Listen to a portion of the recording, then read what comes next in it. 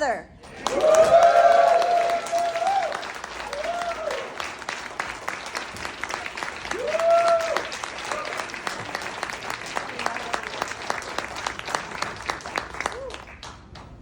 Welcome back. Thank you. Oh, it's so great to have you. I have a little bit of a froggy voice. I had the flu last week. Yeah. How many of you have had the flu this year? Yeah. So many people have been sick this year. I think because we're finally out and about and getting together and hugging and Well, that and we haven't been, so our immune system is like. yeah. So if I sound weird, it's because of that. You sound wonderful as always. So, I would love to talk to you for forever about everything. You know more about me than Than my husband you. knows. That's frightening. So I'm going to open In this. terms of my career. Yeah. That is true.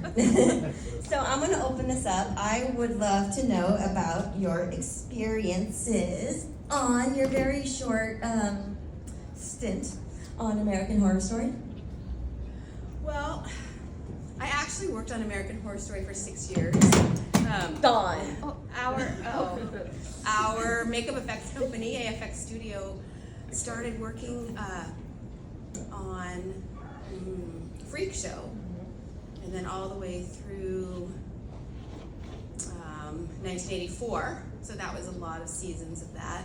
And so Hotel, Apocalypse, Cult, Roanoke, all of those seasons, we did all the makeup effects for those shows. So I've been working on those for a long time.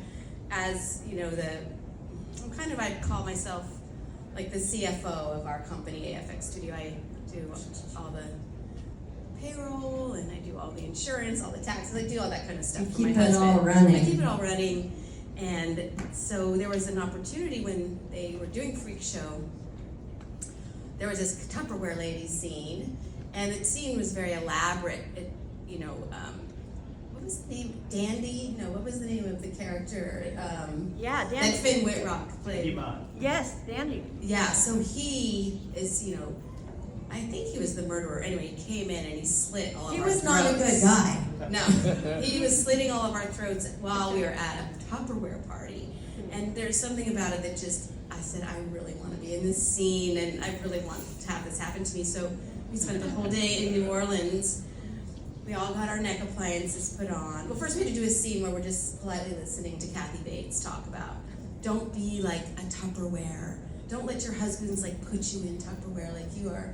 It was a very feminist speech. If you ever have a chance to listen to the show, it's so inspired because Kathy Bates, of course, is one of my heroes. So that was also the reason I wanted to just be on the set with her. And so I'm in a very, very deep background, and I was an extra basically, but it was very exciting. And at the end of the day, we all were floating in a swimming pool.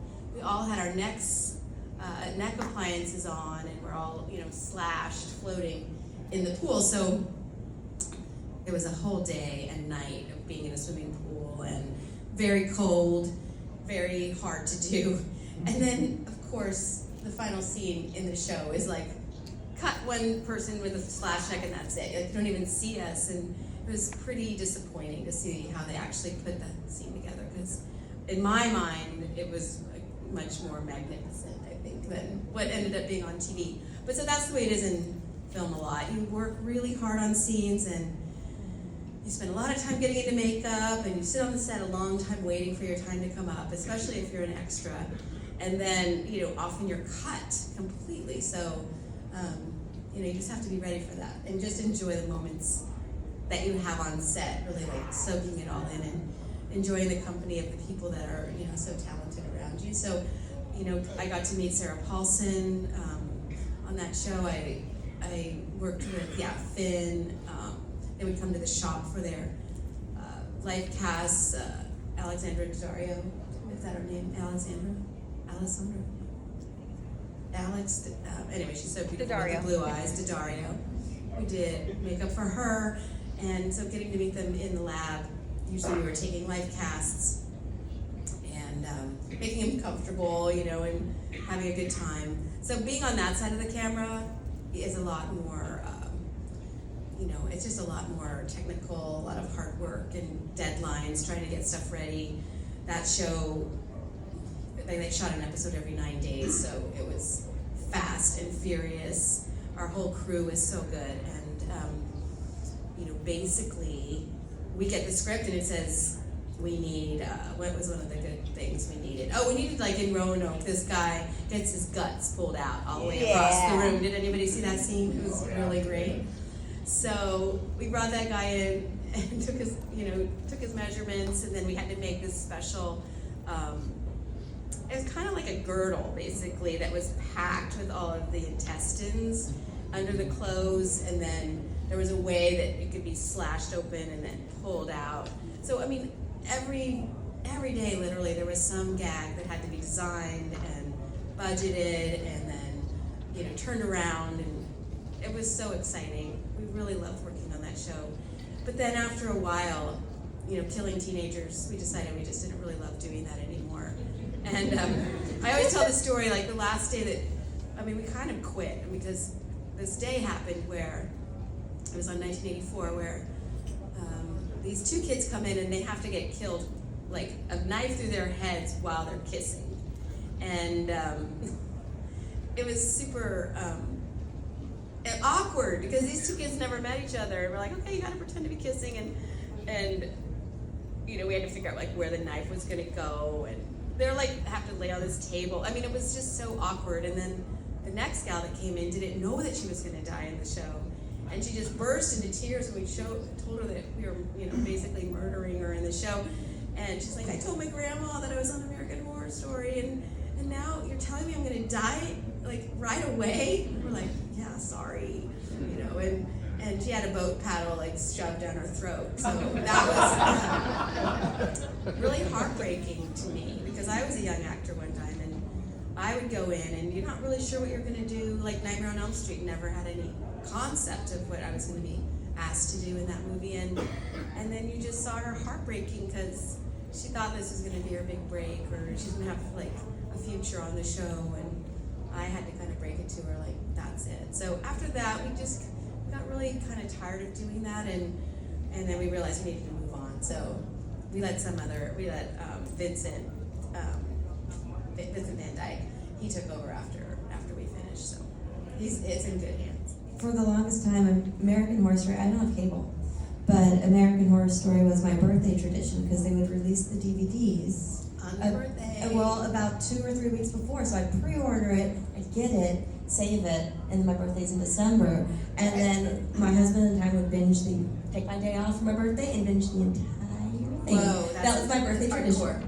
Hardcore. I don't think I can do it. Well, I don't like horrors. I'm like watching it like this most of the time. Well, the best part was, it's like I didn't have to get dressed or put shoes on or do anything, because I always say that Ryan Murphy, he had this way of like breaking every taboo. Like, if there's a taboo against killing babies, like, he'll do it. If there's a taboo against, stabbing women in certain places, like, he'll do it. It's like, it was a really, it was a time in America where people are still always pushing the envelope, and I felt that Ryan Murphy, he's really good at it. And but the stories too, they're so stories are so intriguing. good. Yeah, they're so good. Yeah. I'm going to talk about effects one more time before I turn it into the audience. I really love the effects you guys did for Cabin in the Woods. Yeah, that was one of our favorites That ever of all was time. so stellar. No matter how you feel about the movie, you have to admit that The effects are all the amazing. monsters were fantastic. Do you have a favorite monster? Well, person? I think I forget his name. It's like the whale, not the whale, with the blowhole that There was so the many. blood at the end. Yeah, it was a homage to the merman. That's what we call him in that. So, all of the creatures that we made were trying to be like looking back towards past monsters of the past. So they weren't exact rip-offs, but they were kind of inspired by a lot of the Universal monsters, or the monsters that we had all grown up with, or that our parents had grown up with, really. And so they had a tall order. We had to make like over 100 different kinds of creatures. So we had a blob. We had things that you could recognize. And it had to be on a fast schedule. We only had 3 months to actually produce all of those monsters. So it was fast and furious, and we had the best artists in LA working for us. And I think there had been a lull. It was a global financial crisis, and so a lot of shops like were struggling, and a lot of people were let go, and so we had the chance to pretty much hire, like, you know, Norman Cabrera. Oh gosh, I mean, I can't even remember everybody's name, but everybody who had had some free time came and jumped on that film. The Werewolf, of course, was really classic too. Yeah. The Werewolf. I mean, people who know me know that the ballerina dentata has to be my favorite, but was that inspired by anything specific, or is that just like created in your brains? Well, that was created, yeah, my husband designed that, and that ballerina girl was written in the script as, you know, ballerina who has teeth for her face, and, you know, a lot of people have a fear of that kind of, teeth, and it's also kind of inspired by art. There's some art that involves kind of those spiky little teeth like that, and so my husband created that sculpture for a young girl, Jodelle, and she was at some of the shows last year, and I saw her again, and she was blind the entire day. I think there was like one tiny little hole that you could kind of see a little bit out of, but basically she had to do all that ballet work totally Really? blind. Yeah. I didn't know that was her in that costume because she was Yeah. in the other parts too. No.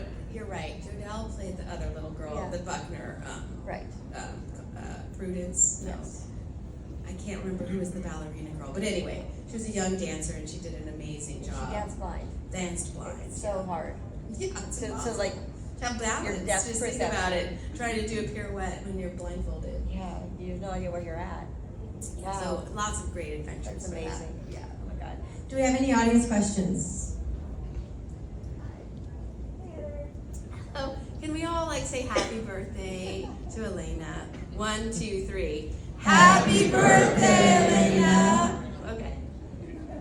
My question is actually about Nightmare 1, and it's kind of like a random question, but you know nowadays, when those endings, there's like a huge twist at the end, everybody goes straight to the internet and what's the meaning of this ending? Right. And explain the ending. What was it like for you back then? Because I'm sure you didn't have that. The internet. So yeah, her question is the ending of Nightmare on Elm Street. You know, there's so many interpretations, and we didn't have the internet where you could just type in, you know, what do you think that ending meant, and talk to everybody around the world. So, you know, I always had my own thought about what the ending meant. To me, I always felt that Nancy really did wake up, and then it kind of was like a Nightmare 7 concept where she really did wake up, but then Freddy was there in her real life, and so that's how I had interpreted it. But then a lot of people just thought, oh, she never woke up from her dream. It's just an extension of that night before when she is having, you know, a terrible nightmare. So the whole literally third act is actually just a dream, even laying the booby trap. So like everybody had their own idea, and I do feel like it wasn't as big of a deal to not like know how the ending was, but now I do feel like people really want to like really examine it. We talk about movies a lot more than we did back then. I think we would see a movie, we would kind of go, that was a really great movie, and I really love Freddy, but it didn't get that deep. And now that we have a chance to discuss it all the time, online with our friends, or even at these shows, people are getting a lot more observant, getting a lot more Also, interesting takes. back then, you didn't really have the ability to just pull it up on demand and watch it anytime you want and examine it. Yeah, I mean, if you didn't see it in the theater, you were kind of out of luck until VCRs were invented. And then once VCRs were invented, you know, you had to kind of be able to afford a VCR, or you had to have cable, both of which were kind of expensive back then. So just seeing the movie over and over again wasn't really possible until maybe the last 20 years, maybe 15 years. So I never met anybody who saw it dozens of times until recently, or, you know, hundreds of times. The year was 1992. We had a VHS player. How many people had a VHS player when they first came out?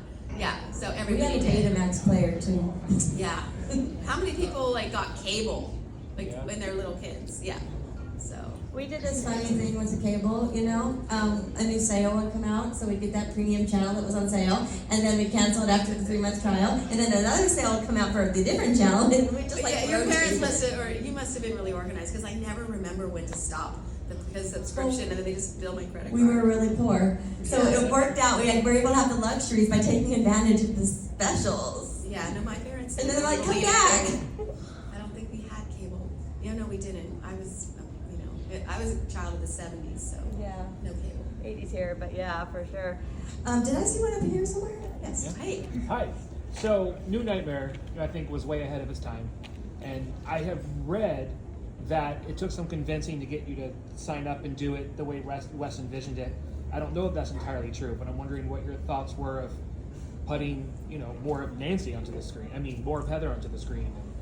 Yeah, I mean, I thought that the idea was so unusual. When I read the script, I just thought, oh, God, this is so crazy and unusual, never been done before. And I wasn't confident that it was going to be able to be done very well.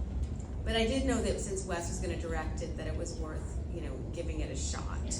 But I always was uneasy about playing myself. I never loved doing the scenes when I was myself. I always felt like it's a big compromise because it's not who I am at all, what Wes wrote.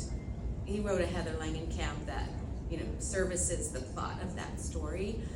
And so I always why can't I be have a better sense of humor? Why can't I laugh more? Can't we tell some jokes? Can't we lighten this thing up? But, Wes has, he knows everything about horror, and so he knew that I felt a little constrained. But, once we started, it was all systems go. Everybody was really on board and just really wanting to make it work. Because if it didn't work, we knew that we'd have a lot of egg on our face. It would be, we didn't want Wes to fail, basically. So, and he was so confident. He knew that it was a great idea. It was, yeah. Yeah. Yes.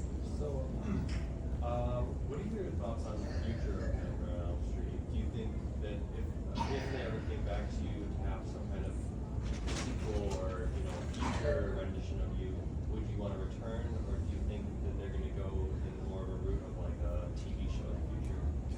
Well, the almighty dollar reigns supreme, and I do know that whatever ideas they come up with, they'll probably want to make sure that they can be really profitable ideas, and so I just don't know what they're going to do. But if they did decide to do a sequel type of movie, or that involved Nancy, of course I would play her. I think that she has more to offer this series as either as Heather Langenkamp as an older woman, or as a Nancy character who's alive in some dreamland, or whatever plot line they would come up with. I think, of course I would do it, because I've invested this much of my life in that series. Why would I stop now? And I feel like the older I get, the better I get. I actually have learned a lot about being an actor. Not that I made a lot of mistakes, but I just find different parts of my personality and all the time, and work on being an actor and being, bringing new things to the screen. So I would love to do that, especially as Nancy. Were you ready to die in the series when you did? I really was. I didn't really realize they were going to keep going on after part 3. I was naive. I didn't realize, this is like a juggernaut that's going to go on, forever.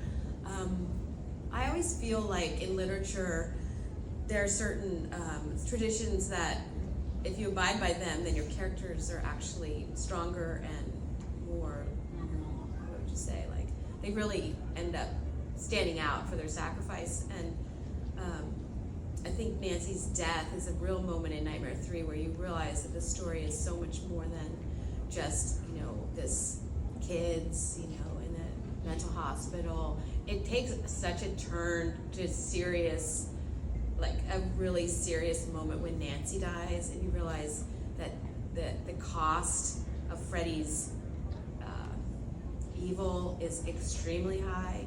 For some reason, when you're killing off the little kids, we're expecting it, and you feel like they're cannon fodder. We're just bringing the kids into the storyline because we know some of them are going to get killed. But when they brought Nancy in, she was brought in as somebody who could save them, and so when she dies, to me, it's a much more serious kind of moment. And there's that moment with she and Freddy where he's really he's really paying her back for a vendetta that he's had for her for a long time. Yes, back there. You talking about your death part 3. Actually, I told you this like last time you're here. Your death and there were polls taken, and your death is actually like one of the saddest deaths in horror movie history. Is that true? Yeah, Oh. and Well, you know, people just, they've invested so much in Nancy, not just because she was in the first movie, but she's always been this, like, resistor, like this person who had the solution, like the person who was able to not let Freddy, you know, vanquish her. And so everyone has pinned so much of their hopes and dreams on Nancy for so long that when he tricks her by coming as her father, like, it's so diabolical. Knowing that she wanted to repair her relationship with her father, knowing that this is the one character that could actually probably let her guard down. Like, all of his methods, it's not just like a funny joke line for Freddy. He's actually really, it's a real betrayal, diabolical twist. And so all the people who said that they cried, it's just so unexpected. You know, you always think Nancy's going to be able to make it, and she didn't. And I think that, you know, it's so human. Like, we always think we can beat it, but, you know, sadly, we all know we can't. Yes? Okay, I'm asking a non. Okay, go for it. So how long were you in the seat to become Moto in Into Darkness? Oh, thank you. Yes, so, J.J. Abrams was looking for a few more little alien characters for his movie, and we actually had a spare alien character laying around the shop that had been a test, and I had worn it for another movie, actually. And they didn't make the movie, and it was just a test. So David said, well, I've got this one makeup that Heather can wear, but only Heather can wear it. And they're like, yeah, we would love it. You know, can we use it for Into Darkness? So my father-in-law, Lance Anderson, who we call the Ledge, or Legend, he applied it to me, and it took 5 hours. It was 5 pieces, and it's actually a really magnificent makeup. It not only do I wear that, like, kind of not watermelon head, but it's a froggy throat, and it blows up and lights up. And so when I was breathing, in the scenes that you'll never see that were cut, you see me sitting at my little desk, and you see my frog thing come out, and I light up, and it's like the way this animal breathes. And it was super magnificent, but at that part of the movie, you know, it's very fast-paced. They just didn't have a chance to kind of slow down to actually see that. And it's a shame, because it really, really was a cool makeup. But it was 5 hours, and I couldn't eat or drink or anything. It was, like, really hard to wear. Wow. Yes. Thank you. What was your first impressions of Robert and your reaction when you saw him in his full outfit? Yeah, so I never saw Robert, like, in his costume before the day we shot him. And Robert he only worked, like, 6 days on that film. He's in the movie for 6 minutes, okay? So I had seen Robert he got introduced to me, we kind of shared some, you know, kind words, you know, off the set, and he was not in makeup. And then the day that I go downstairs in the school, after I've seen Tina and the body bag, I go down those stairs and I see Freddy for the first time,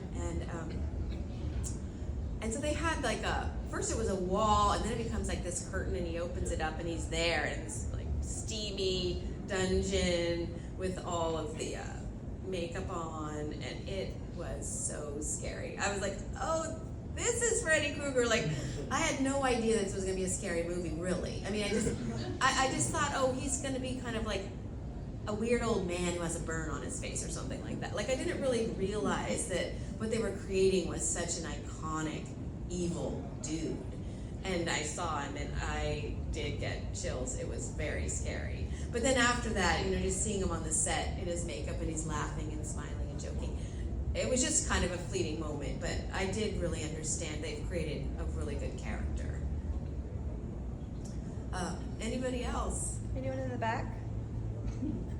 No. Oh, there's a Oh, yes. Reese. Yes, Reese in the back. finally. Yes. Either one. We'll get to both of you. We'll get to both. So, I've done this question before. Have you ever seen Mark's 2, 4, 5, and 6 before? 2, 4, 5, and 6. And what are your thoughts about it?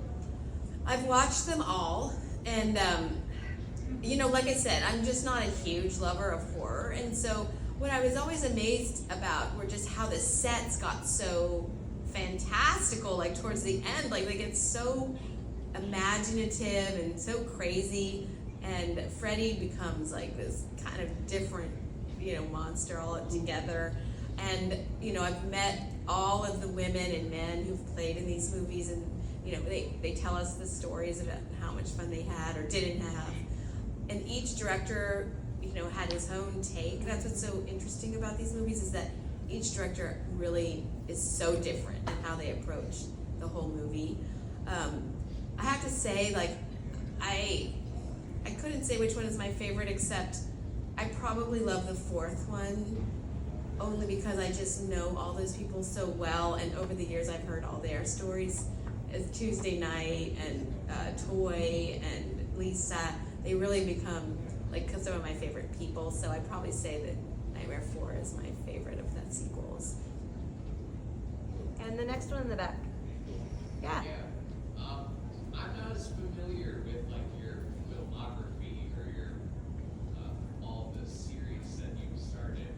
So I just wanted to ask, did you starring in those films really like guarantee roles in any specific TV shows or other movies?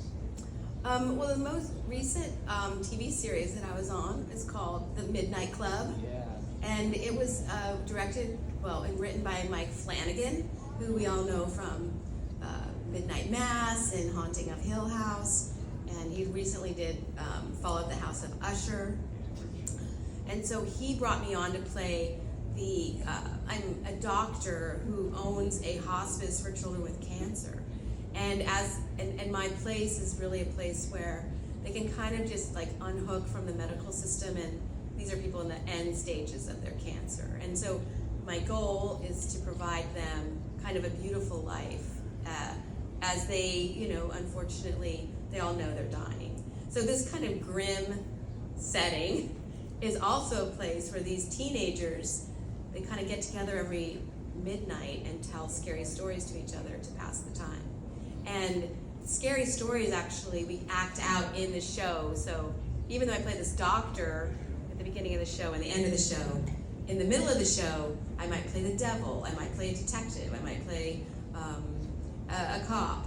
And so it was a really fun show to do, because you have this kind of really sad reality that we all know about in our real lives of, you know, people who are afflicted with these really, you know, challenging problems, and how do you face death? You know, it's really such an interesting show, because we all love watching death, we love watching killing, but actually to really be face to face with real death in our own lives is always so devastating.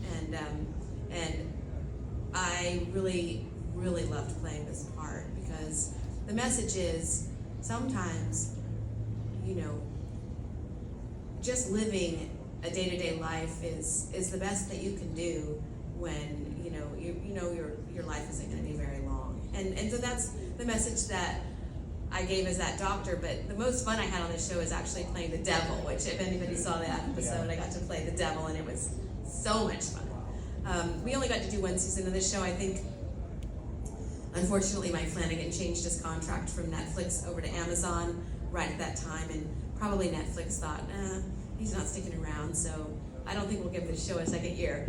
But I do think there were lots of plot lines that we were looking forward to completing. So I did that, and then last year I also worked for Mike Flanagan again on a film called Life of Chuck, which is written after a novella by Stephen King, and that'll be coming out in the fall.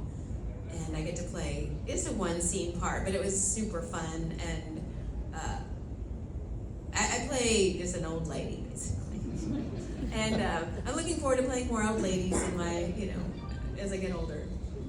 You know, speaking of novellas, Was the Midnight Club loosely based on the Christopher Pike books, or no? Yeah. So the Midnight Club are based on the 1990 Christopher Pike novels. He had 34, or maybe 40 of them. And Mike Flanagan bought the rights to all of them. Really? And so he still owns the rights to these books, and I keep thinking like maybe he'll do more of them. They were really, really fun to enact. Oh, and then there's another movie that is coming out this year called Little Bites. That's by Spider One, and his wife Chrissy Fox plays the lead, and I play a mysterious woman in that movie as well, and it's pretty good. I just saw it. It's amazing. Right there. Yes. Which side of the camera do you prefer to be on? Because you do have everyone on both. So which one do you feel like is the most rewarding for you?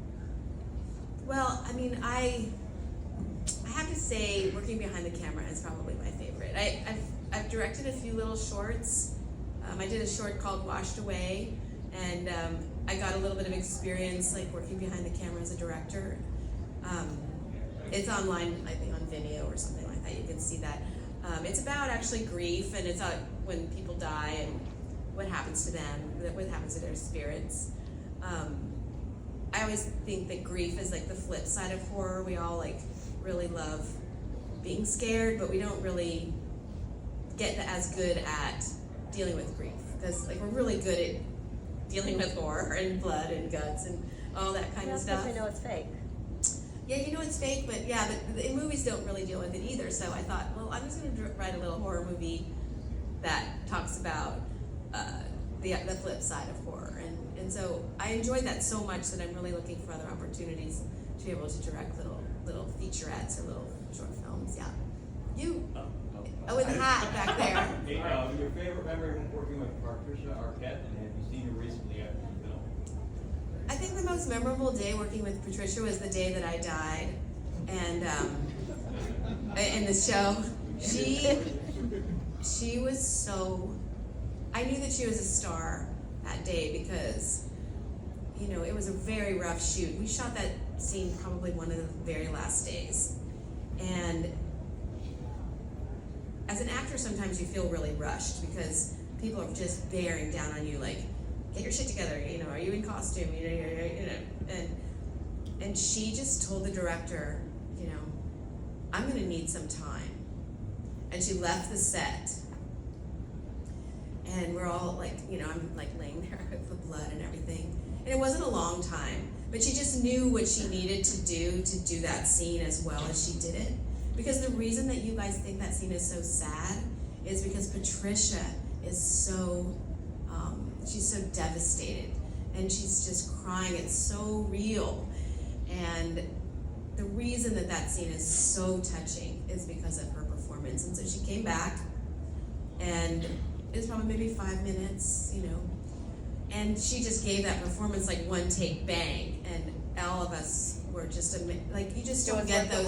You don't get those kinds of performances in horror movies very much. It's just really rare to have people with real tears, like really giving all their heart like that. And I thanked her because I knew that it wouldn't have been a good scene unless she had done that. And it was very hard to tell the director, like, I'm not ready.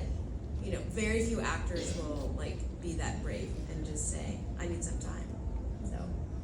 And someone, yeah. I'm just curious, out of all the Elm Street movies, what do you think was your favorite or maybe the most creative death scene? They're all so good. How can you pick? They're all so good. But there's really diabolical ones. Like I think the Taryn death in Nightmare 3 with the hypodermic needles, the thing that to me that one is so heartbreaking is because we know that Taryn had been clean.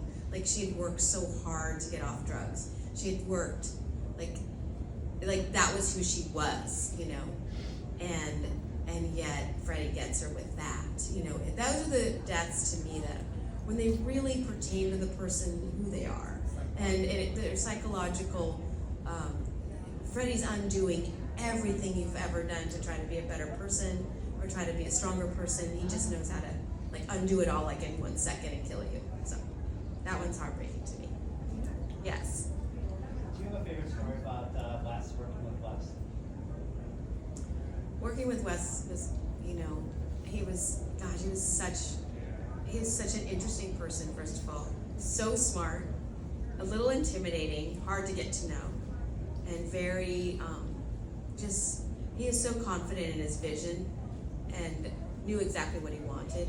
And so after a time, a few couple of days working with him, and I was a new actor, I didn't really know what to do. We were outside the jail, and I'm looking inside the jail cell, and Rod is getting strangled, and then I stand up against the bushes, and I'm like creeping away, and then Freddie's in the bushes, and he scares me, and I run off. And so it was just a lot of technical work. I had to kneel here, stand there, walk there, run there. Lots of direction, and you have to be very precise, And you're doing 10 takes, And Wes, after that, he's like, Heather, I just want to tell you, what a great job you're doing. And rarely do people tell you that, rarely. And so it gave me so much confidence. And having confidence is, to be Nancy, I really needed it. And just getting that kind of not pep talk, but just compliment. Reassurance, I wasn't being stupid, and it looked good, he was proud. I think that really helped me go forward and continue to think okay, the choices that I'm making, the way of being scared, how to move, what to do with my face, what to do with my hair, all of those things usually cause you a lot of insecurity. But I can just say it's very rare that you get kind of a vote of confidence sometimes in the middle of a scene like that. And you had one too, right? With your experience behind the camera, experience with special effects, and your willingness to play the part again, have you ever thought about creating your own script that you? Oh, you don't think I have? No. Yeah, no, I totally have. I have my own idea. But the thing about this Hollywood place is that it doesn't, no matter how hard you try, the forces of the rights, the lawyers, the studios, the family, they're embroiled in so much negotiation and so much on the business end of creating something that it's not really realistic or possible to think that something that I would think of would probably rise to their attention. I think you of all people though? I know you think that, but believe me, we're just the actors. They really do think we're expendable.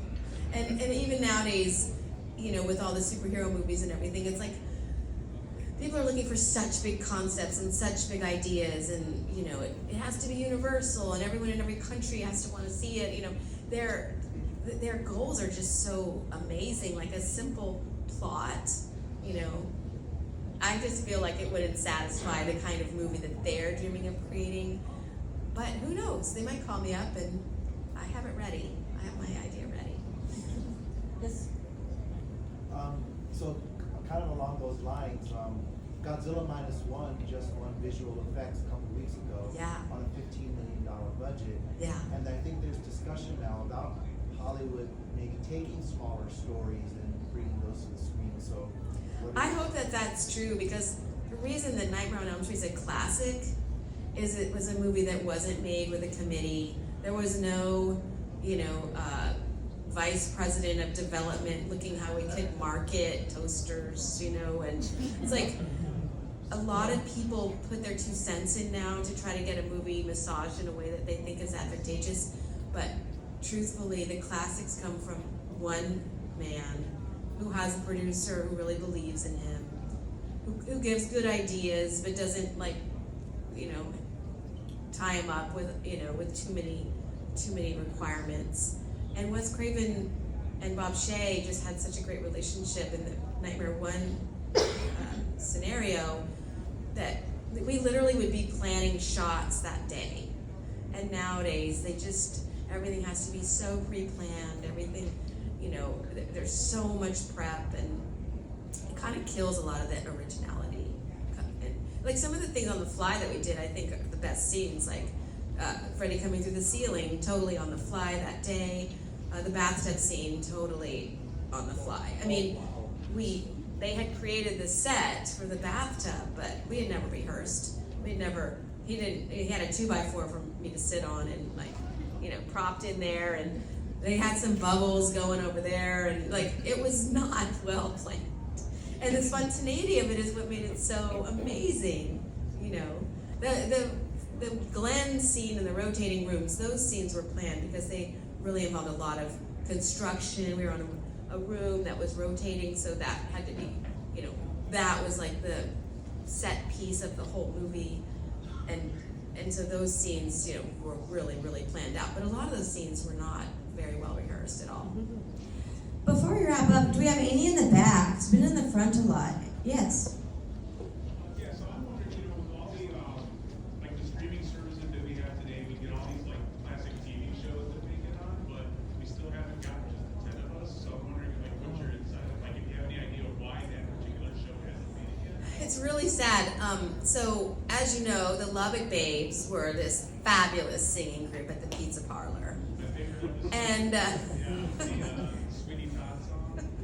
yeah, so as you know, we used Sweeney Todd. We had all sorts of songs from all over the Songbook of America. And those rights to those songs were for an airing of a TV show and maybe 2, replays.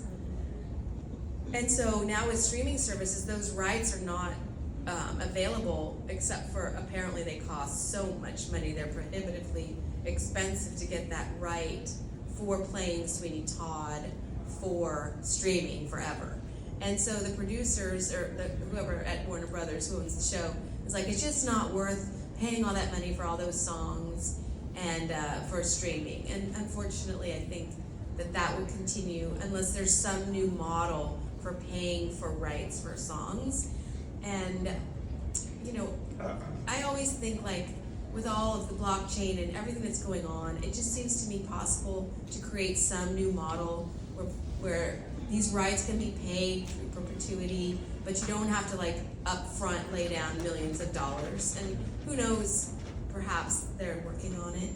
Unfortunately, they could recut all the shows so there's no songs, and it would still be a kind of cute show, but you wouldn't have the Lubbock Babes. Thank you. And you and the Hat had one wrapping up. Actually, it's kind of strange because he just asked a question about just the 10 of us, and I was going to ask a different question. Okay, do it. I was going to ask you if you kept up with anybody from the show. Well, so Brooke Thies is a really good friend of mine. She lives in Los Angeles, so I see her. And she's also a Nightmare person, so I see her on these trips to cons. And then Joanne Willette is a really good friend. She has moved out of town, though, so I don't see her as much. Bill Kirkenbauer lives in Thailand, so I haven't seen him for ages. But Deb Harmon I see from time to time. And then Jamie Luner, she's a really good friend, but she lives in Bulgaria. And she's a producer over there and makes movies. So don't see her very often either. But Matt Shackman I see, incredible career he has. He directed a lot of House. He did, WandaVision. Of course, I think he's had a couple Marvel movies under his belt. So he's probably the most superstar of all of us. And whenever I see him, he also is the artistic director of the Geffen Theater in Los Angeles. So he is he really is a serious dude and loves theater. Yeah. Well, to wrap us up, you've spent the majority of your career scaring us all to death. Thank you, Summer. In movies and various TV shows, what scares you in movies? You already said you're not a fan. Creepy, weird kids. We just had the Children of the Corn kids. Yeah, that movie is probably, if you want to scare me, you show me something like that where twisted kids doing weird things. Yeah, because you always think your kid is going to be this perfect child, and then you see that Damien the Omen 3. Oh my gosh, or Damien the Omen. Those movies, I loved those movies as kids. Yeah, such good movies. So good. So good. So that's what I like. Everyone, give it up.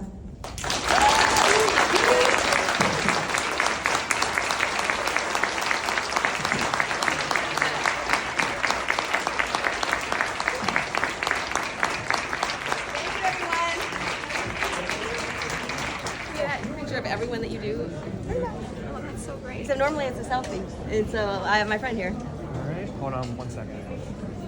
He knows my angles. 1, 2, 3. We'll double check. Thank you very much. She's very specific. Is it good enough?